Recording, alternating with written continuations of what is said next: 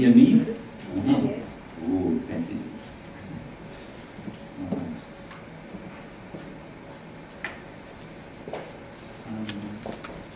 And somebody called me, okay,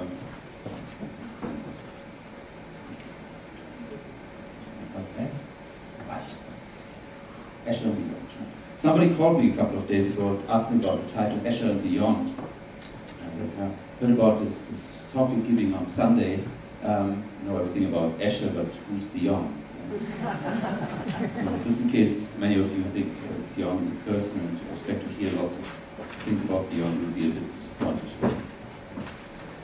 Right. So when I made up the title, I didn't really think about what I'm going to say. Only later on I figured out, well, I'm going to be in trouble here. Because, well, everybody here is an Escher expert, right? Everybody owns Escher calendars, or Escher mugs, or Escher ties, or Escher something books. Is there anybody here who doesn't own something to do with Escher? Okay, so you know all about Escher, right? So everybody knows everything about Escher, so what am I going to say that's not known to you already, right? So a bit of a problem. Right, so what I'm going to do is, I'm going to concentrate on stuff that nobody knows about, only me, well, and a couple of other people, right? And one of the angles I'm going to take is, I'm going to talk about mathematics, art, and magic in Escher's work. And I'm a mathematician, and one of the things I have to tell you from the very beginning is that mathematicians love Escher. They love Escher. And there's a couple of reasons for that.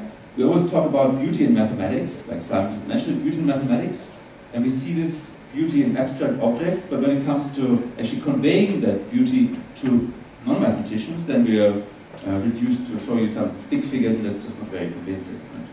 So what Escher has done for us is, he's taken some of these objects of abstract beauty and given them real shape. And these things we can show to you, right? And I can say, okay, this is beautiful. You can appreciate that. We can appreciate that. And this is what I see in mathematics. And of course, it's just very nice to see some of these like non-Euclidean geometries in real life. Right? Okay. So that's what Escher does for us.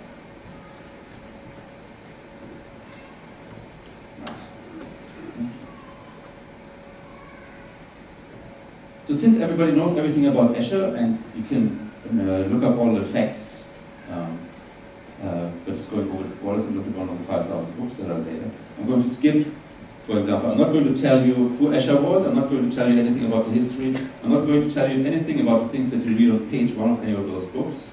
I'm just going to go into things that not many people know about.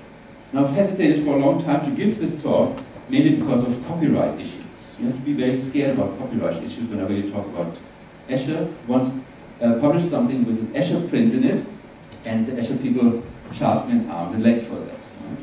So I thought, well, if I give a public lecture, they probably also charge me. But then I called them up and said, well, free lecture and for education and all that. They said, yeah, just go for it. Good. But anyway, I want to thank these people. So everything that I'm going to show you today is copyrighted MC Escher Company. And if you don't say this, I'll be in prison next week. But anyway, this is Escher. It's the one time you're going to see it. Actually, this is the second time you'll see it. Alright, so this talk comes in 3 parts. The first part is called mass spotting. What I want to do is just show you some Escher prints that are not so well known, identify some of the mathematics in there. The second part is concentrating on probably the most complicated of Escher's drawings. It's called the print gallery. And while Escher has given mathematics or mathematicians a lot by producing all these nice prints, recently some mathematicians have kind of given something back to Escher, and I want to talk about that a little bit. And then in the third part, I'm going to talk about art, people being inspired by Escher to do Escher-like things, and there's a couple of really spectacular things that have come out of this. So first topic, mass spotting. All right. What I want to concentrate on is just the mathematics that has to do with these 5 Platonic solids. Let's see. Right. So 5 Platonic solids, most of you will have seen these before. You've definitely seen the cube, right? And this one here, you can see this pyramid here, all equilateral triangles. This one is basically, well, slightly deformed Cheops pyramids, right? So Cheops pyramid, one on top, one at the bottom. The two Cheops pyramids meet at in a square. Right? Then you've got the dodecahedron, the icosahedron. They're kind of incarnations of spatial symmetries, some of the nicest things you can find in mathematics. So like the ancient Greeks, they were really fascinated with these Euclid's elements. The culmination point is identifying these five solids. And if you look like at a diamond and admire the symmetries in there, the symmetries are basically the symmetries of these objects. So let's just find these objects in some of Escher's plates. Alright, so there's one that you all know, right? Everybody knows that every Escher calendar has this print. It's called Belvedere. And the thing that you see here is an aqueduct, right? The aqueduct doesn't go up, it kind of stays in one plane, it even seems to go down, right? So the water seems to flow down from here, going this way. But then all of a sudden it's up, right? It falls down. So that doesn't work at all, right? I mean, you can't have that, right? It's like a perpetuum mobile, it doesn't work, right? It doesn't work. Alright, let's do some mass spotting in here. Can you see anything that resembles any of those 5 regular solids? But what about these tips? And so everybody sees this thing, but nobody looks at the tips. So what is this? What do you think? Okay. I'm mumbling. Okay. To highlight something here. So what this is 3 cubes. Right? There's a red cube, a blue cube, and a green cube. It's a compound of 3 cubes, just stuck together in a very nice manner. What about this one here? Well, it's another. I show you something that's quite obvious. Okay, so you see there's 3 squares here, and they meet at right angles. 3 squares. And I told you before, you've got these 2 Cheops pyramids that meet in a square, right? It's an octahedron. 2 Cheops pyramids, one on top, one on the bottom. They meet in a square. So there's one. I just highlight the green one.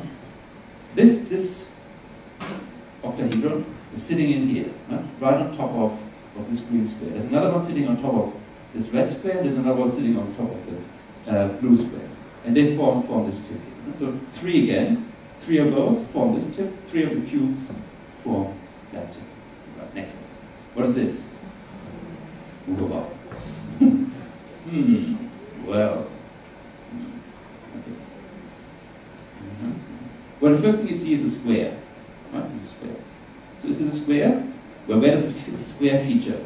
The square was in the cube as a side, and the square was in this octahedron where Cheops pyramid is. Right? So this is one of those 2 things. No, it's not. There's another thing that's quite visible here. It's this vertical line down here. So what is this? Two triangles. 2 triangles. Now, just think of these triangles going away from you. Right? Then what you have is this little pyramid here. So it's like Rubik's Cube-like thing. Can everybody see that? Or is it too small?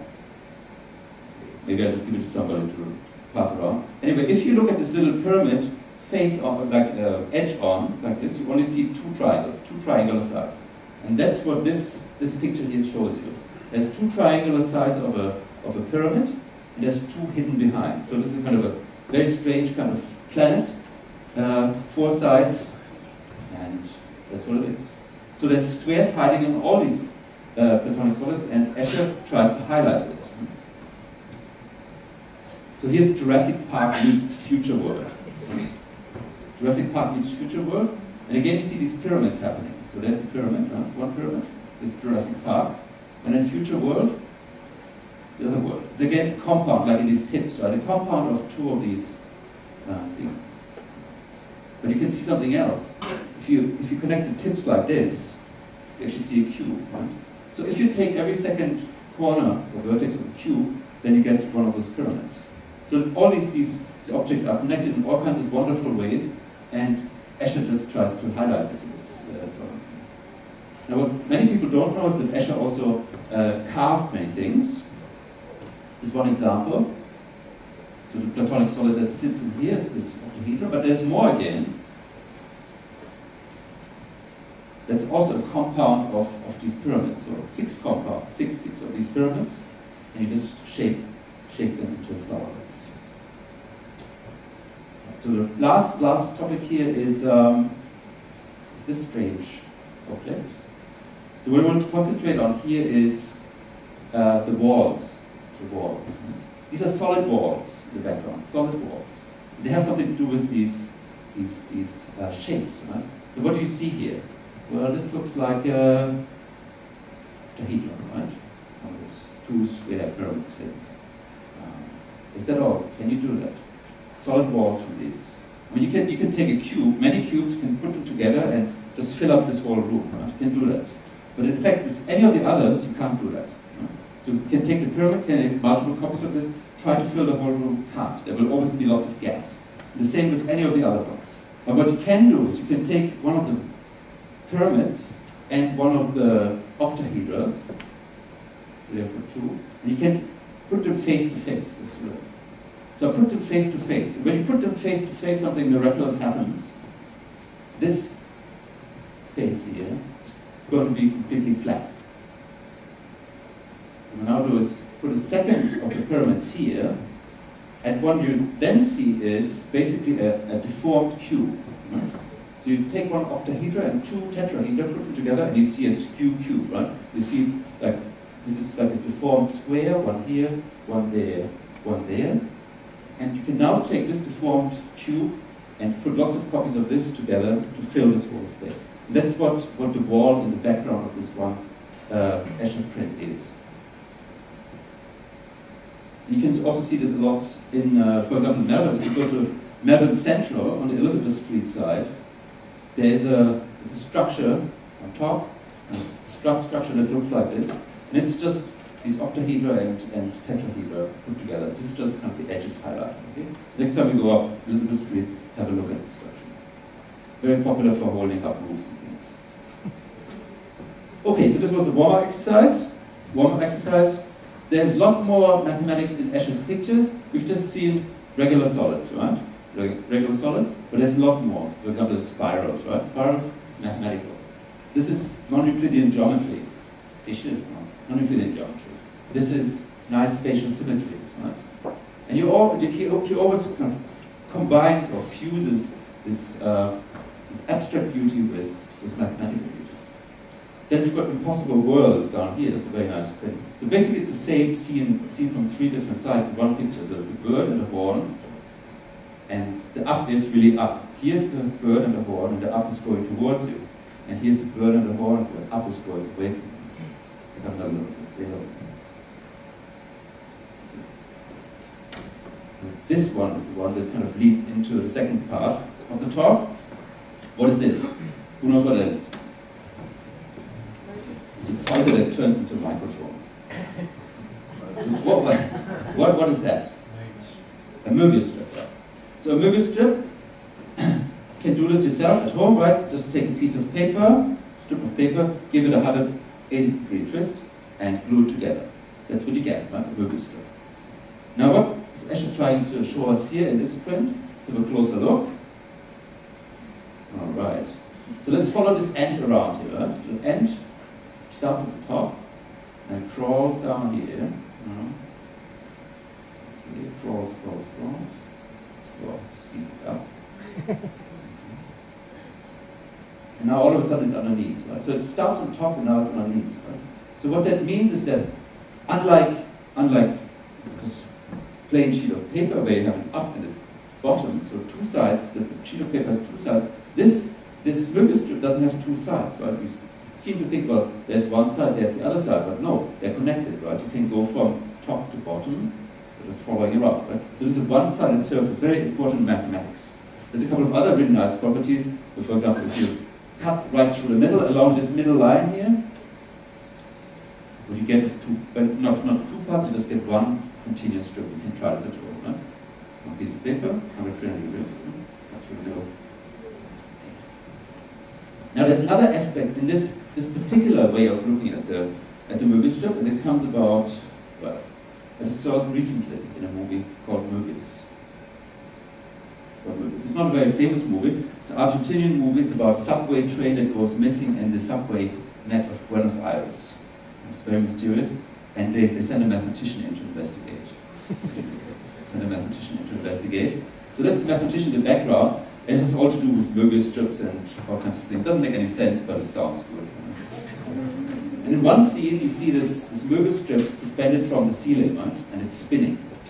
And the shadow is being cast on the wall. And if you just look at the shadow, what do you see there? If you just look at the shadow, what you see is an infinity sign or an 8, right? So that's the other thing that's quite commonly associated with the movie strip, infinity. I don't really know why. I mean, you could just have a cylinder and chase the ants around the cylinder, and they also go on forever, right? But somehow the movie strip is more infinite than just a plain cylinder. Okay, so I want to talk about infinity. Infinity in Escher's pictures. So let's have a look at some of these impossible pictures. Here's something that was invented by a mathematician, quite famous mathematician, Roger Penrose. If you're familiar with Emperor's New Mind, the same person invented this impossible object. Why is it impossible? Well, let's have a look at it, right? Say you go for a walk on this thing. So you start here. And as you walk down there, you seem to be heading away from this point, right? You seem to be heading away from this point. You arrive here, right? Now you head down here. Again, you seem to be heading away from that point, right? You're here, walk up here. Again, you seem to be heading away. Of course, you don't get anywhere at the same point, right? So as you go around in a clockwise direction, you seem to go further and further away, still you don't get anywhere, right? Infinity. Okay. On the other hand, if you go the other way around, you seem to be getting closer and closer. Now, Escher somehow found out about this, somebody showed it to him, and he incorporated that in one of his famous paintings or prints. It's ascending and descending. So there's people going up a staircase here, and then other people going down a staircase here. So let's just follow them around. So they're going up, up, up, up, up, up, up on the outside, up, up, up, up, up, always up, right? So keep on going around and keep on going up, but they don't go anywhere. It's completely impossible, right? And here, these people going down, down, down, down, down, always down and down.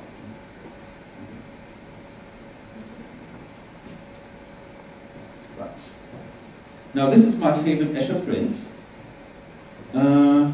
It's my favorite Escher print, not so much because it's the nicest one, but it's the most complicated one. And this print here also incorporates this infinity business, but in a completely different way. And this is what I want to spend the next 5-10 minutes on, right? So what's happening here is really two things. First to the infinity bit. If you have a look at just this bottom part of the picture here, what this looks like is like a distorted straight picture. Right? For example, these lines here in a straight picture would be straight, but here they are not. Okay, so this window pane would have the same size as that window pane, if you just look at it in a straight picture. But what really happens is this one here gets blown up to 4 times the size of the original. If you go from here to the top again, things get blown up by a factor of 4. You run out of window panes, but you can do the same kind of trick with windows like this. So things get again blown up by 4, factor of 4, again, factor of 4, but you're back at the beginning, right? So it's this infinitely bulging picture as you go around and around and around and around. Go the other way, it's infinitely shrinking, right? So can everybody see that? The bulging business? So from here to there, factor of 4, from here to there, factor of 4, factor of 4, factor of 4. There's something else happening, very remarkable. Let's have a look at this building in the right bottom corner. So there's a woman here in the window, looking out. She's in the building. This building houses a print gallery. So let's just go into the print gallery through the entrance here and have a look at a couple of these prints. Okay? So prints are here. We have a close look. These are actually all Escher prints, right? So then finally comes to this magical print, magical print. So have a look at that, magical print. Magical print, you see a ship. You see a ship. And then you concentrate on what's happening here. So this boy is looking at the magical print, looking at the city here. But then something terrible happens, or strange happens. He's actually looking at the gallery that he's standing in, right? It's even weirder when you follow it around. He's standing in the gallery, or he's standing in the picture that he's part of himself. Can everybody see that? Okay, let's do it again, right? So print gallery, you start with this part. Print gallery, you go in, go over to the magic picture, look at the magic picture. Look at the magic picture, right? Just imagine yourself standing there, right? You look at the picture, what do you see? You see all of this. In particular, you see yourself, right? You see the picture, you see the print gallery that you're standing in yourself. But then since this is also part of the picture, you also see yourself. very strange, very complicated, very, very hard to understand. And so you really, really have to stare at this for a long time. But can you kind of see that now? That you're standing in the picture that you're... Okay, I can't see unless I do this. All right. So I want to explain how this works. I mentioned a straight picture. Mentioned a straight picture before. And basically when you just look at not the whole picture itself, but just the bottom part, what you think, well, I can just unstretch this. No? I can unstretch this. What does it look like? Let's unstretch it. But now straight lines really look straight in the unstretched picture.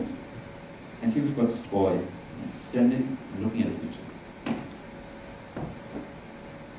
That takes care of all this part here. But there's a lot more detail up here. Where's the detail hiding? But the lead detail over here really comes in this part. Right? We know a lot, we see a lot in the twisted picture. I always call this one the straight picture, and the other one the twisted picture. So in the twisted picture we have a lot more detail here. So we have to add this detail is actually zoom into this part. Right? So now there's the ship here, We know all this detail, so we can fill it in. So now where do we get to? Oh, there's the print gallery already, right? The print gallery that we see before. But we know a lot more about that, right? So there's all this detail here of the print gallery. So we have to zoom in again to put in this detail, right? So there are more, and you just keep on zooming in, right? Keep on zooming in. And there's the boy again. And there we're back at the start. Right? So the straight picture has a very special property that if you zoom into the middle, eventually you get to where you started from. It's very, very, very peculiar. Now all these images that I'm showing you, they have been produced by a mathematician, Henrik Lenstra and his group. So he's from Berkeley originally, and I think now he's back in the Netherlands. So I also have to thank them for using all this stuff. You can actually look at these things on the web. Right? So I'll give you a web address afterwards. You can look at these things. Anyway, so what I wanted to say is, you can untwist, undistort this picture. When you do this, you get a straight picture that has a very special property that if you zoom in enough, then you see the same picture again. And of course, you can then zoom in more and you see the same picture again. And more and more and more. It's a little bit like standing in an elevator with mirrors on both sides, and you see yourself, and you see yourself again, and you see yourself again, and you see yourself again. Now what they've done is, they've actually turned this into a movie. Right? So I want to show you this movie now. Well, actually, before I do this, let's just put them side by side again. The twisted picture, the straight picture. Now, I think you kind of know how to get from here to there. Right? You know, okay, I'll stretch here, then, well, it gets smaller, so I have to zoom in and stretch more, and get smaller and stretch more. But then, you try to think, well, how do I get back from here to there? How do I have to kind of spread this part here around the picture so that you get the effect, right? Maybe you want to construct a picture like this, a straight picture like this yourself, and then do something like this for a birthday present, right? How do you see this? Okay, so I'll show you corresponding parts. So this is the roof that ends up here. Right? Now, the second part, this is this part of the roof. Okay? You kind of take this picture, a straight picture, put it here, and then distort it. Start distorting it as I indicate. Right? So now it twists around here, twists around there, twists around there, twists around there. Now comes the trick, right? How does this match up now? How does it match up? Well, now you zoomed in so much that things repeat themselves, right? Now you zoomed out so much that people repeat and they attach themselves seamlessly. Right? Okay. Let's go back to more.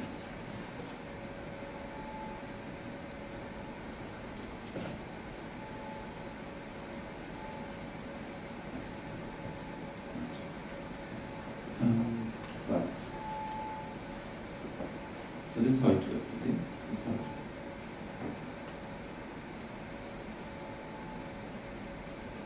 And you're really making use of the property that when you go into the straight picture, things repeat themselves.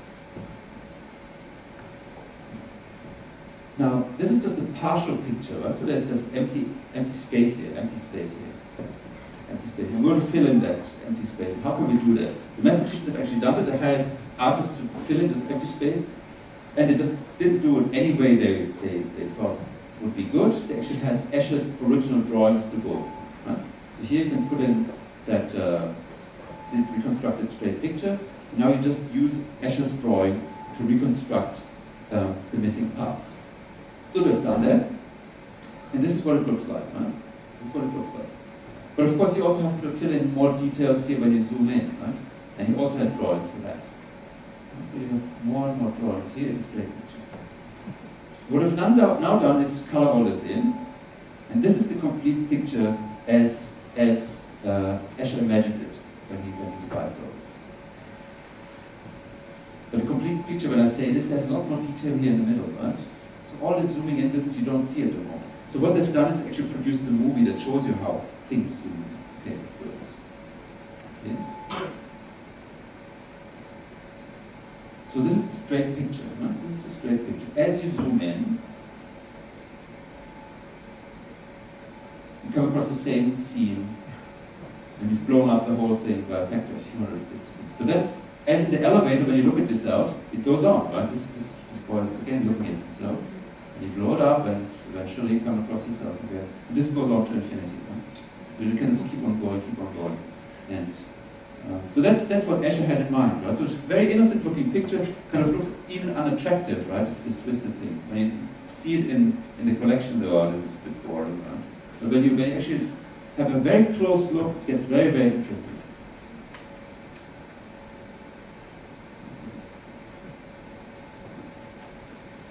Now, what we know is we take the straight picture and twist it around so that we get a twisted picture. Okay? Straight picture, twist it around to get a twisted picture. We can do this in many different ways, right? We can do this in many different ways. And Escher's given us, or shown us, how he's doing it, right? He's given instructions for twisting around. So we've got a grid drawn over this sketch of the scene, and here's the corresponding grid that we're supposed to use when we do our twisting around. So for example, here's a point A, and you see a square here attached to it. This little square is going to correspond to this little square here. If you take a 2 times 2 square, 1, 2, this square is going to be distorted into this level. Okay? Let's do a 5 times 5. So a 5 times 5 square over on this side, in the straight picture, gets deformed into this 5 times 5 square. So nothing terrible happening. The magical point is here in the middle. That's where everything zooms into. The square doesn't include the magical point. As soon as the square includes the magical point, something terrible happens. Okay. So let's widen the square to 7 times 7.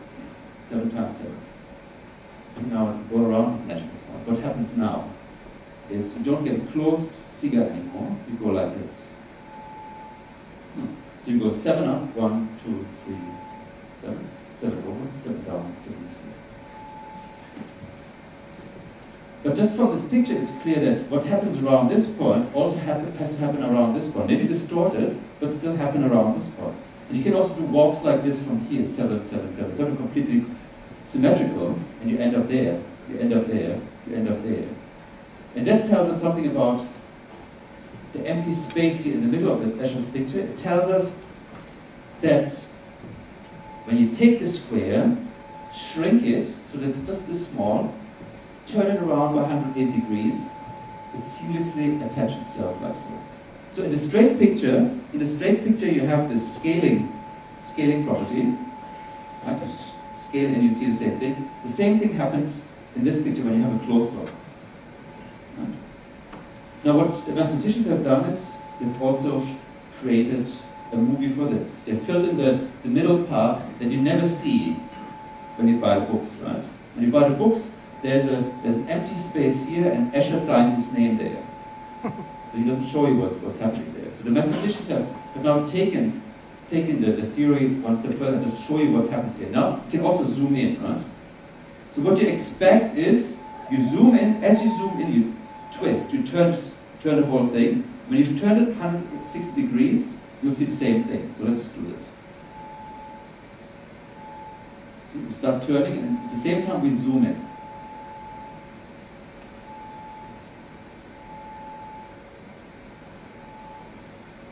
Now we've almost completed a 160 degrees turn, and we've almost blown it up to the right size. Now we see the same thing again. And of course, again, mirror gallery, this thing goes on forever. Right? So we see a straight picture on one side, the twisted picture on the other side.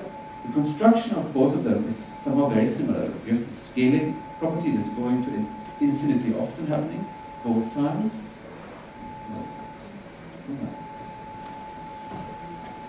Now, as I said, you can take the straight picture and twist it in many different ways to get your effect. And the first thing that Escher tried is actually twist along straight lines. Right? If you do this, you blow it up by a factor of 4 like this, blow it up by a factor of 4 like that, blow it up by a factor of 4 like this. In total, when you do one round, you blow it up by a factor of 256. But he wasn't quite satisfied with the effect you get. So, like these squares don't look squarish. He didn't like that. Huh? Whereas in this kind of grid, well, they're also distorted, but somehow something like this looks more like a square than if you have something with straight sides that doesn't have right angles. So he found that more pleasing. And basically what he's trying to do here is, whenever two lines here meet at a right angle, the image lines over here is also supposed to meet at a right angle. Right? So all these things here, although they're curved, they have right angles. Right angle here, right angle there, right angle there, right angle there. That's what makes this grid somehow look more squarish, more aesthetically pleasing than the others were. Now, this is a very special kind of way of mapping things. In mathematics, it's called a conformal grid. And what you can do now is you can pose Escher's project as a mathematical question. The mathematical question has as inputs a straight picture that has this special property, blowing up by 256. Gives the same thing, right? The next thing is you want to twist it around once so that the original picture, the next iteration in, attached seamlessly. And the third component is that you want to do this conformally. Right? So three components, and you want to ask, well, is this grid then completely determined? And to a certain extent it is, you can ask, well, did Escher get it right? I mean, so he had this problem, straight picture with that property, twisting around once, and then the conformal thing. Now, how do I do it? This is how I do it, right?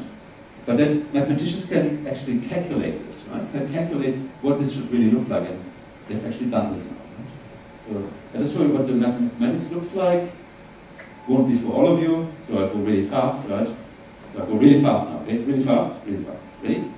So, plane gets identified as a complex number, and then the scaling property, you got mod is found, right? And then on the other side, you have a twisted picture that's also like complex numbers. You also got a scale factor, right? It's going in and twisting around. It's also just like a complex number. Complex number, you can calculate this by doing this as a complex number, that one as a complex number, you write one by the other, that gives you this factor. What you're looking for is this grid. And now I'm just going really fast. This is what the mathematics looks like, okay? Okay, and in the end you get this, right? This. And that. And you're very happy, right? Very happy. So basically, forget about it, okay? Forget about it. So when you do the maths, you find that the grid that Escher should have done is this one here. And what he has done is this one here. And they're very similar, right? So he got it almost right. He got it almost right. When you actually compare these scaling factors in the twisted picture, in the ideal one and in Escher's one, you can ask for the bit that's just responsible for scaling in. This was the factor 20 on Escher's one, and the ideal was actually 22.58. So Escher really got it almost completely right. So that's what the mathematicians did. They now know what the real picture looked like, and say, let's see. So this is Escher's pictures. This is what the ideal picture would look like. So here in Escher's picture you have got the blank spot. So the mathematicians fill in the blank spot. You now know that this thing repeats itself infinitely many times. In fact, you know even more, it also goes on outside the picture, right? The repeating business goes on outside the picture. You've got two blank spots, one on here, one on the outside. You don't know what's happening on the outside. The outside also repeats itself. Okay, and they've reconstructed this. But the mathematical analysis actually gives a lot more. So let's have a look at this picture here. That looks straight, right? In the original picture, we twist around in a clockwise direction. But why not twist around in a counterclockwise direction, right? And when you do the maths, I mean, the formula just gives you the grid immediately, and you just do it, right? This is what it looks like if you take the same input, straight picture, and now twist it around in a counterclockwise direction. And of course, you can also turn this into a movie, and that's what it looks like. So again, this is going to be 160 degrees, and you scale it by the same factor.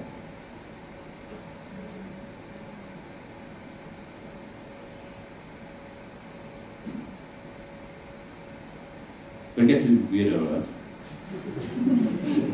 So you can now take the straight picture and kind of twist it so that you get a repetition after, well, 45 degrees, then another repetition after another 45 degrees, another 45 degrees, another 45 degrees.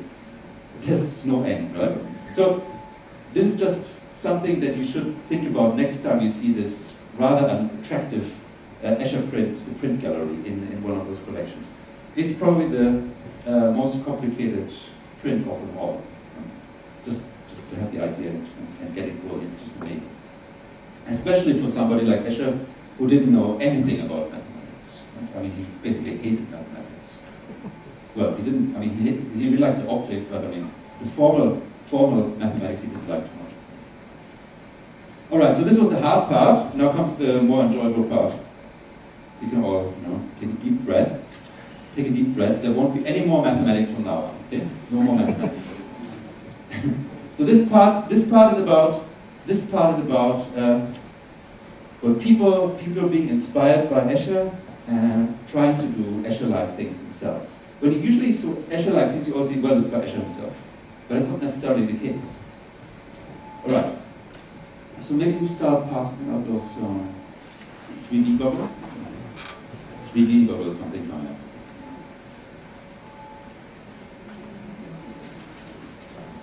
So, I mean, the first thing you try and do is maybe imitate what Escher did. Right? So let's imitate this one. Let's try and really build this in clay, for example. So some people have done that, right, in clay. Right? Just a movie strip in clay. Here, the reptiles, have you seen this one here? Is a tiling of the plane with reptiles. They come alive on this side of the print. Then they walk across here over the dodecahedron, down here, and then they vanish into the plane again. Somebody's also imitated this one here. Quite nice. This one's called relativity. So gravity is going in all kinds of weird directions. For example, if you look at those two people here, gravity is pulling this way for this guy, gravity is pulling into the plane for the other guy, and in all kinds of other directions when you concentrate on some of the other figures in here. So some people have also built this. They've even built it from Lego. Right? Oh, by the way, you don't need the goggles yet. In fact, I would take it off since there's still color here. Okay, so this is relativity in Lego. This is Andrew Lipton, I think. And we just concentrate on this guy here. They're sitting in Lego, right? What about this one? Oh, there he's walking up the stairs, right? So Andrew Lipton, the same guy who did that Lego model, also did ascending and descending in Lego. Now, the problematic part about this one here is it's impossible, right? But I mean, this is a real Lego model. Right? So people really going upstairs forever. So how do you do it? But if you look at this model from a slightly different angle, it actually comes apart. And it's only if you look at this model from exactly the right position, we're just kind of moving around now, that this edge here and that edge link up. And you can actually see that it's cheating a bit here, right? So So you're going downstairs, and there's this figure here, and all of a sudden it's a lot smaller than you would expect it to be if you just go 3 steps further down. But very hard to pick up if you just see this photo here. Again, you can see this on the web, right? So if you go home now today to talk to all of those friends who missed this talk, right, regretting it for the rest of their lives, they don't have to. They can look this up on the web. Okay, now usually what I try to do is I try to talk about topics where I can contribute or have contributed something myself. Right? Okay, so here's one of Escher's prints. I've tried something else. It's very similar. I don't draw very well, right? But I can take a photo of myself, right? Like this. The only problem with this is whenever you take a photo of yourself in a mirror, you also see the camera in the mirror. So where's the camera? And there's the camera, right? It's just Photoshop. So you have to take the camera out afterwards. Right? I mean, you can do this yourself. Right? Okay, so there's another one. This is a birthday present for my wife Anno here. That's very, very similar to the straight picture in the that we talked about before, right? So basically here we see the reflection of Anno, right, in my eye, and we see my reflection in her eye, and it goes on like this, right? So quite, I mean, you can do this at home, yeah? Nice birthday present, very impressive. Right? So I always give tips in these talks how to woo. Yeah. There's one way, you know? And it worked for me. Now this is something that I've been doing for a long, long time, and this is something that Escher would definitely have done himself if he had known or thought about it. Ambigrams. So when you can think of Escher's approach as one of fusion. So he has mathematics on one side, and he has, well, the real world on the other side, or illusions, right? He merges these worlds, he fuses them into one. But what he never did was, never fused calligraphy with mathematics or symmetry. And this is what ambigrams do. Yeah, I'll just show you an example. Don't really have to do it. So this one I did a while ago. This is the word mathematics, right? What's special about this word?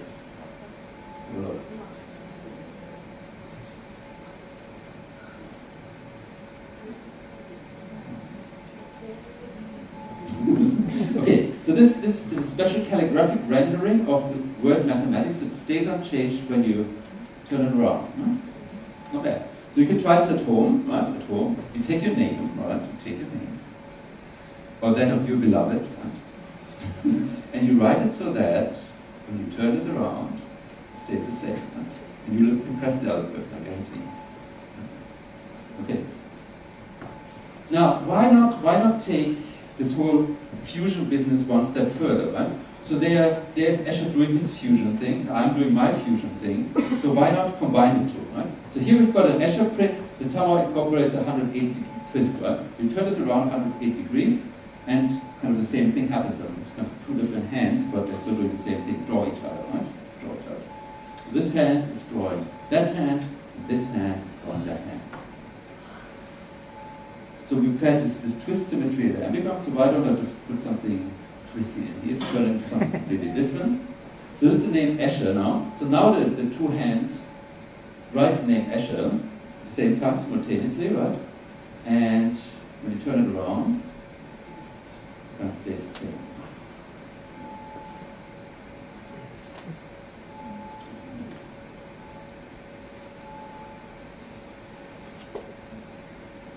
So there's another idea.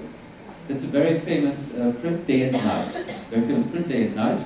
There's a lot of things going on here. One of the things that's going on here is a symmetry. So there's a landscape during the day, and the same landscape, the mirror's image of the same landscape at night over there on the other side. Right? So you've got the river there, you've got the river here, and so on.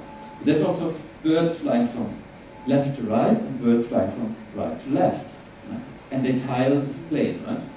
Completely fill the plane. And most people actually think these birds are the same, except for the color, but they're actually different. What's the difference?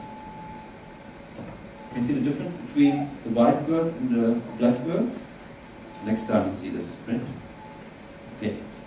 The white birds have the tail going down, the black birds have the tail going up. The black birds fly into the day, they're optimistic, right? So tails up.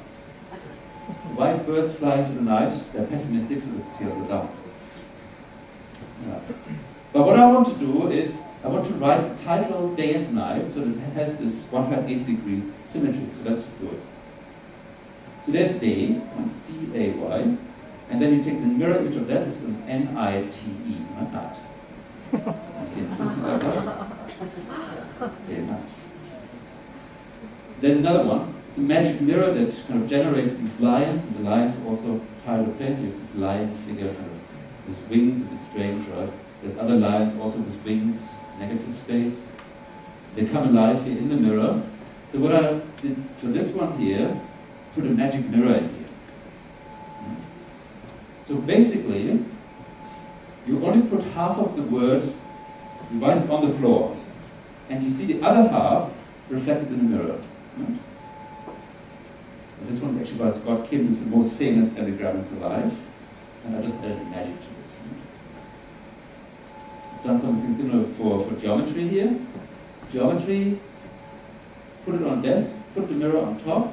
You see the reflection of this part in the mirror, but it looks like it's the whole thing. Right? Also my face, if it wasn't my face, it's just a reflection of my face. And again, turn it around, twist. Now we come to the last part of this talk, or parallel last part. Now we can put on the glasses.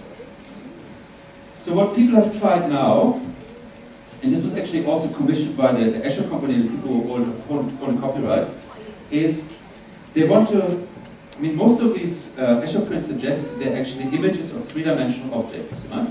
When you see it, the way you see three dimensions is, your two eyes look at an object, a spatial object, and feed slightly different pictures into the brain of the same object, right? So you see it from slightly different angles.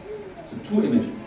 If you want to see stereo, you need two images of the same object. Now, with Escher print, you only have one side, basically, of a three-dimensional picture. You need to create the other one. So you hire an artist who does the other side. And I want to show you what these things look like.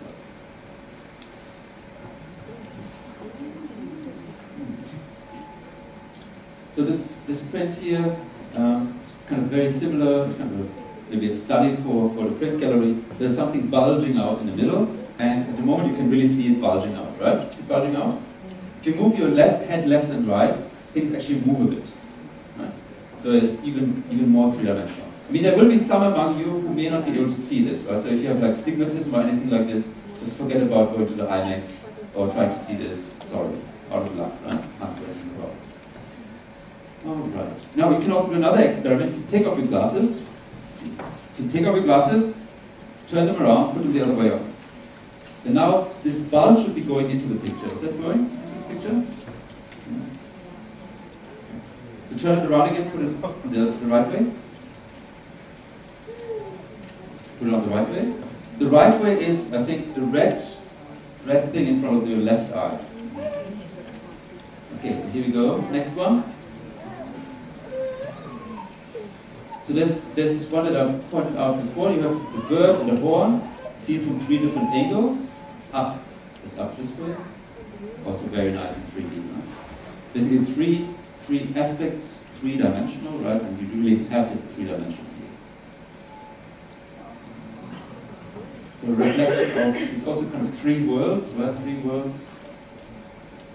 I think it's actually called three worlds. And you see the reflection of the trees in the puddle. You see them going into the puddle, you see the whole thing sloping away from you.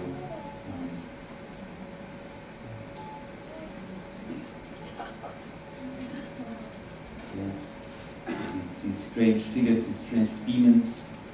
The black demons going from left to right, the white demons going from right to left. Tidal plane, come alive, and really step out of the picture when you put on 3D goggles.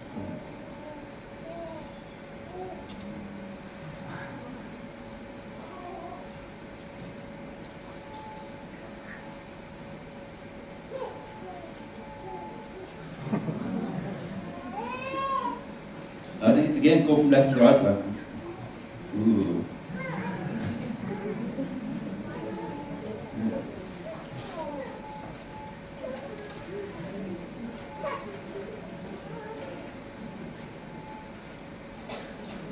So now you will all be very sad to hear that this is the end of the talk. But this is it. But, as I said, even those people who missed out on it, you can look up all these things on the web. So there's, for example, the Escher company, they have stuff. This is the mathematician Lenstra print gallery. And Ellipse, that's the Lego stuff, relativity in Lego, Wirklichkeit, things. Anyway, if you want to note this down, note it down. You can also write me a letter, and I'll tell you what these things are. So thanks a lot for coming, and come again next week. Is it next week, Simon? Next week, my colleague Marty Ross over there will be talking about how to win in game shows. And then a little bit later on in the year, what are you doing? Numerology. Numerology, right? Numerology, so finding the Bible code and things like this. And then later on, I will give a talk entitled Count and the Naughty Notes. Come for that one. Thanks a lot.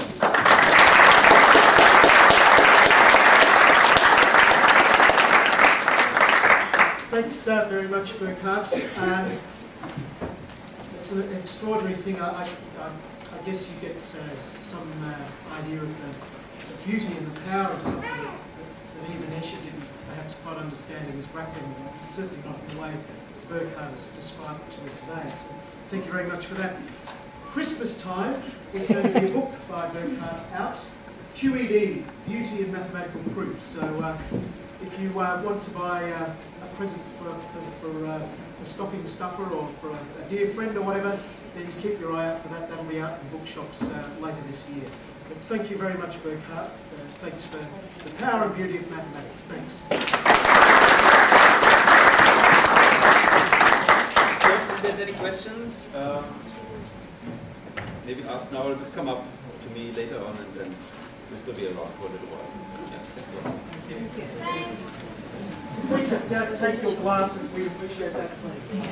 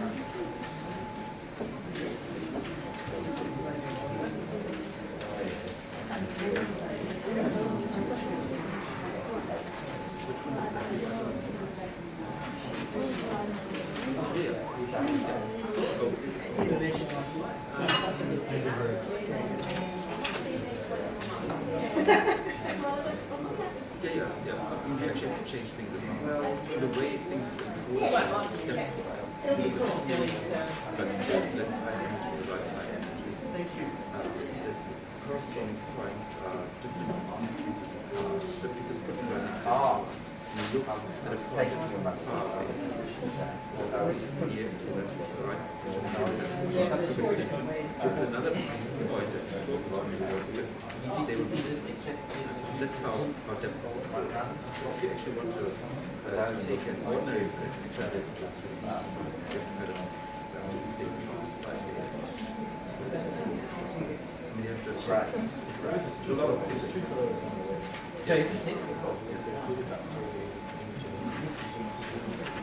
But it's very thin. There's one trick, and that gives it a pseudo. Listen to what say, track in the horizontal direction. Then it's so for example, here, tribars, and we always have the tribar, contract that a little bit, look at it, so it will look really better now. Is it just when you are